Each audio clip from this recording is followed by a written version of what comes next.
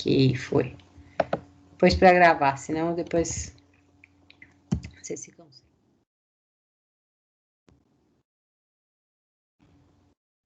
Então, ó, pode acontecer a persistência, tá, do canal, principalmente em prematuros, tá? Não é incomum e vocês verão isso até com uma certa frequência, tá? No feto, existe um forame que vai ligar as duas câmaras atriais, tá? Que é o forame oval. Ele vai promover a passagem direta de sangue do átrio direito para o átrio esquerdo, tá? É um canal que é mantido ali, tá? Que acontece e que ele permanece até um período, tá? Geralmente, logo que nasce, ele é fechado pelo próprio impacto da pressão do sangue, tá? Isso é interessante, ele mostra no documentário. Vamos ver se semana que vem eu consigo mostrar para vocês. Ele vai ajudar a própria circulação sanguínea, a hora que sobe a pressão cardíaca ali na hora do movimento de expulsão de sangue, ele faz uma pressão contra esse forame, contra esse buraquinho, e ele se fecha, tá? Então, a pressão sanguínea mesmo é que vai acabar fazendo esse clampeamento, tá? A partir do momento em que eles clampeiam o cordão umbilical e que eu não tenho mais circulação pelo cordão umbilical e a circulação passa a ser única e exclusivamente pelo coração do bebê, aí ele fecha esse canalzinho aí, esse forame, tá? Mais ou menos até uns 3, 4 dias de vida, isso já tá do bebê, isso já está completamente fechado, tá? Esse canalzinho. Esse canal chama-se circulação ou comunicação interatrial. E aí vocês vão ver muitas vezes nas UTIs neonatais o diagnóstico médico CIA, persistência de CIA, canal interatrial, tá? Ou comunicação interatrial. Então, quando persiste essa comunicação, às vezes ela persiste por um período, principalmente em bebezinhos prematuros. Então, por exemplo, do Enzo, ele teve, tá? Manteve essa comunicação de interátrios, né? Até fechou dele, a gente fez acompanhamento, como era muito pequenininho, não tinha impacto funcional, tá? Então, não tinha problema, mas a gente fazia acompanhamento com o cardiologista. Fechou quando ele estava com 8 meses, é que fechou completamente, tá? Aí, realmente finalizou de fechar. Era muito pequeno, foi fechando aos poucos, tá? Mas é uma persistência que, dependendo do tamanho desse canalzinho que continua aberto, é preciso fazer intervenção cirúrgica, tá? Mas isso depende. O Enzo, por exemplo, não precisou, tá? Mas era feito o acompanhamento. Ele fazia o eco e o eletro a cada 2 meses para verificar se não estava tendo nenhum problema. E lógico, eu tinha que estar atenta a mudanças. Por exemplo, ai, mãe, se o bebê estiver ficando arroxeado na hora de mamar, presta atenção nessas coisas, porque pode ser uma questão cardíaca. Então, a gente ficava atento a algumas situações, né? Perfusão, se tivesse alguma alteração, então eu ficava atenta se tinha alguma alteração de perfusão periférica, dedinhos das mãos e dos pés, para ver se não ficavam mais arroxeados, se não tinha um problema maior aí.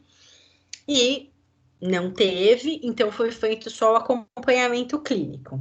Algumas vezes precisa fechar também esse canalzinho. Depende, tá, gente? Isso vai variar muito de criança para criança, essa comunicação interatrial. A maioria se resolve sem ter necessidade de intervenção, porque geralmente fica muito pequenininho aberto, uma área muito pequena. Então, não vai ter um impacto na função cardíaca. Não vai alterar a oxigenação, não vai alterar a função.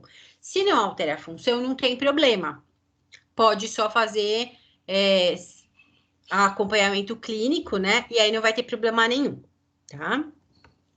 Então, vamos relembrar lá. Circulação fetal. Sangue oxigenado passa pela mãe, né? A mãe é quem oxigena esse sangue inicialmente para a circulação fetal. Vai entrar pelas veias umbilicais, tá? Cordão umbilical. Chega no átrio direito, através da veia cava, tá? Passa para o átrio esquerdo direto, através desse forame, que é interligado, tá? Então, passa de um para o outro. 95% vai para o ventrículo esquerdo, tá? Os outros são levados pela artéria aorta para os outros órgãos e sistemas, tá? Então, na verdade, a maior parte de toda essa circulação é feita através de placenta. É uma circulação placentária, tá? A oxigenação é uma circulação placentária.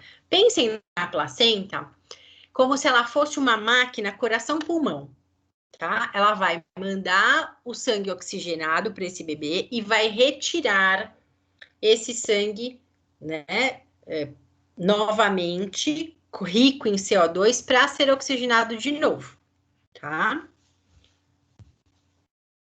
Apenas 5% do sangue que vai chegar no átrio direito, que vai para o ventrículo direito e para a artéria pulmonar para ser levados para os pulmões. Por quê? Porque aqui neste momento eu não preciso do pulmão para oxigenar. Só vai esses 5% para começar a fazer a rota circulatória, tá? Mas nesse momento, os pulmões do bebê estão cheios de líquido. A maior parte é cheio de líquido amniótico. Então, eu não tenho ali ventilação pulmonar para fazer com que a maior parte desse sangue passe por dentro desse pulmão, tá? Isso vai acontecer simplesmente para traçar a rota de caminho ali, né? Como a circulação deve ser depois do nascimento, tá? Mas neste momento, a maior parte é feita pela placenta, tá? Entre a artéria aorta e a pulmonar, existe, então, o canal arterial, tá? Que vai também se ajustar de acordo com as pressões e o fluxo sanguíneo dos capilares pulmonares, tá? Então, percebam que a gente tem conexões diretas o tempo inteiro. Não é um sistema tão fechado de circulação como a gente sabe que existe na nossa parte cardíaca, tá? A gente tem intercomunicações e interrelações o tempo todo, quando a gente fala de circulação fetal, tá? E isso, a maior parte dessas intercomunicações serão finalizadas assim que esse bebê nascer, até alguns dias depois, tá? Então, ó, somente depois do nascimento é que essas fissuras, né, ou esses canaizinhos vão se fechar, para que realmente as circulações sejam diferenciadas entre sistêmica e pulmonar. Por quê? Porque até então, eu não preciso, é o que a gente está comentando até agora, eu não preciso de grande circulação pulmonar. Por quê? Porque o pulmão deste bebê não está fazendo troca gasosa. Quem faz essa troca gasosa é a mãe. A mãe é que faz essa oxigenação sanguínea. Então, eu não preciso de uma grande quantidade de sangue passando para dentro desse pulmão e eu não preciso de uma circulação diferenciada entre circulação sistêmica e circulação pulmonar. Pequena e grande circulação não existe ainda dentro da circulação fetal, tá? Isso vai começar a existir depois que essa criança nasce, tá? Aí, a partir daí, sim, a gente tem as circulações acontecendo de maneira diferente, tá? Tudo bem, gente? Eu não vou iniciar desenvolvimento neurológico hoje, tá? Tudo bem, Pro. Dúvidas? Não, Pro, tranquilo aqui. Tranquilo? Tá ótimo, então, gente. Obrigada pela paciência de sempre de vocês, porque vocês têm que ter muita paciência com a tia velhinha aqui, porque, olha, essas tecnologias me dão um baile, viu? De vez em quando tem umas panes. Mas tudo bem, o importante é que no final dá tudo certo. Isso.